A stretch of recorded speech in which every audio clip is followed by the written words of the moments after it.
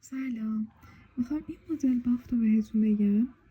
برای انجام این مدل بافت اولین کاری که قبلش باید پای کوتاه زده باشید، حتما یه ردیف پای کوتاه زده باشید، بعد این شیوه رو انجام بدید. بعدش چی کار میکنیم؟ اول اینکه نخ روی قلاب هست، میریم زیر زنجیری که هست، نخ میگیریم میایم بیرون. دومین کاری که میکنیم همین قلابو میبریم زیر پای کوتاه، پای کوتاهی که قبلش هست، زیر پای کوتاه نخ میگیریم میاییم بیرون. حالا نخو میگیریم از هر سه تا ردش میکنیم. چشون این شکلی شد.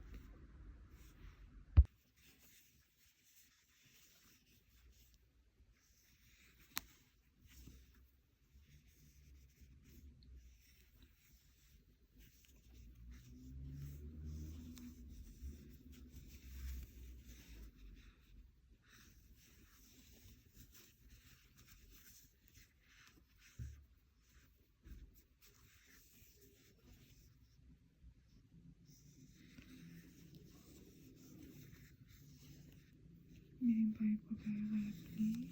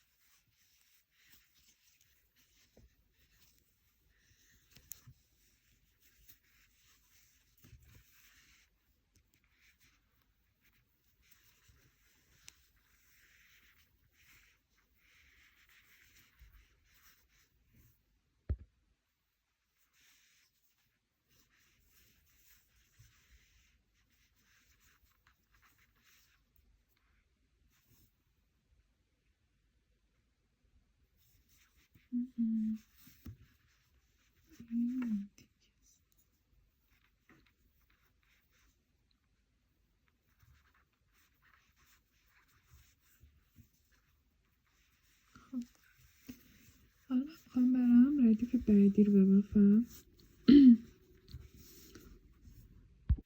میخوام بعدی رو با رنگ جدید ببافم. قیچی کردم اینا. حالا رنگ جدید رو میخوام اضافه کنم. چطوری اضافه میکنم؟ به این شکل نگهش میدارم، نخو میگیرم از همه رد میکنم، یه زنجیره میزنم. خب این نخ جدیده با این نخ قبلیه میاد داخل کار. حالا ادامه میدم. یه زنجیره میاد اینجا، هم کنی این شکلی میشه. قلاب من میره زیر این زنجیره. خب این دوتا نخم روی کارم هست، نخو میگیرم میام بیرون. حالا کجا میرم؟ میرم زیر پای کوتاه. زیر پای کوتاه دوباره نخ میگیرم میام بیرون. درست شد؟ پس شد 3 تا روی قلاب نخه. حالا نخ میگیرم از هر 3 تا رز میکنم. هم کاری که ردیف پایین انجام دادیم ادامه میدیم. پس چیکار میکنم؟ میرم زیر زنجیره نخ میگیرم میام بیرون، زیر پای کوتاه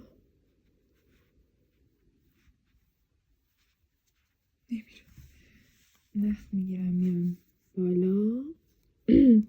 اینم که داخل کار، نخ میگیرم از همه‌شون رز میکنم. همینو تا انتها ادامه میدم. یه نکته بهتون بگم، شما میخواین بزنید کارو، خب حتما ببین اینو ما به عنوان گندمی حسابش میکنیم یا پای کوتاه اول حسابش میکنیم. شما داخل این پای کوتاه پای بلند اول حساب میشه، داخل این نباید بزنید. بزنید یه دونه بهتون نشون بدم. میرم اینجا نخ میگیرم میام بیرون. درستش این که همیشه انجام دادیم اینه که بابا اینو پایین کوتاه حساب کردیم، بعد این داخل چیه؟ داخل این میریم همین داخل نخ میگیریم میریم بیرون. درسته؟ بعد اینو میزنیم. حالا فکر کن من به جای این که از زیر این پای کوتاه در بیام داخل این بزنم، ببینید دیگه اون فرم مارپیچه در نمیاد. زیر زنجیره نخ میگیرم میام داخل این. اگه بیام داخل این مجبورم ولی برم. اون زنجیره در اومد.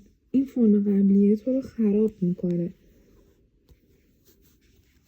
این شاید درست در بره ولی مارپیچ قبلی تو رو به هم زد. پس غلطه، بازش میکنی و درست میزنی. درست زدنم همیشه نشون دادم، دوباره نشون میدم. نخ گرفتم میام زیر پای کوتاه میرم داخل، نخ میگیرم میام بیرون. این نیست. نخ میگیرم از همشون رز میکنم. میخوام دورگیری بزنم. این مدل بافت رو میخوام برای دورگیری بزنم. ببین برگشت میریم. ما تا الان این وری میرفتیم بافتیم سمت راست و سمت چپ بیاییم، یعنی بعد برگرد به سمت عقب بیاییم. چیکار میکنم؟ نخ روی قلابه میرم زیر زنجیره با همین میرم زیر زنجیره نخ میگیرم میام بیرون، یعنی بر روی قلاب من 2 تا نخ باشه. خب حالا نخ میگیرم از هر 2 تاش رز میکنم. این شکلی بافته میشه. خب این بافته شد. بعد بیام داخل این. پس چیکار میکنم؟ برمیگردم میرم زیر زنجیره نخ میگیرم میام بیرون. 2 تا یکی شد نباید بشه. میام بیرون باز نخ میگیرم از هر 2 تا ردش میکنم.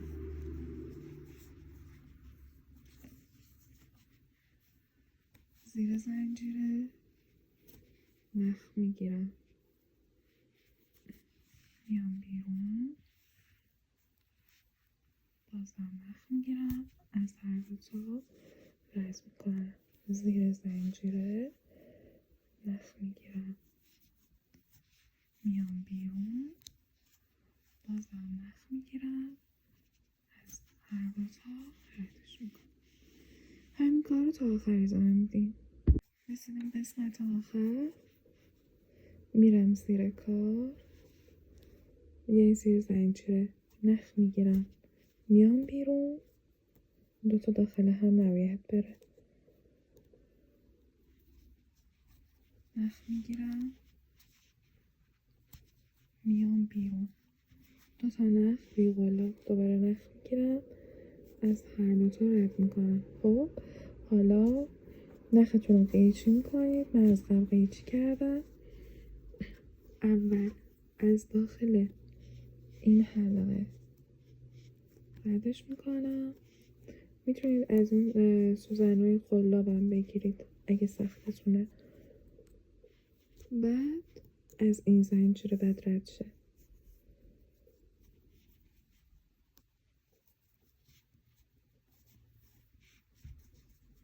ببینید. خب حالا اضافه نخو داخل کارا قایمش میکنم. مثلا از زیر این ردش میکنم،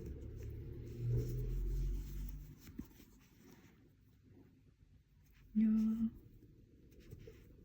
این. مثلا همینطوری قایمش میکنیم.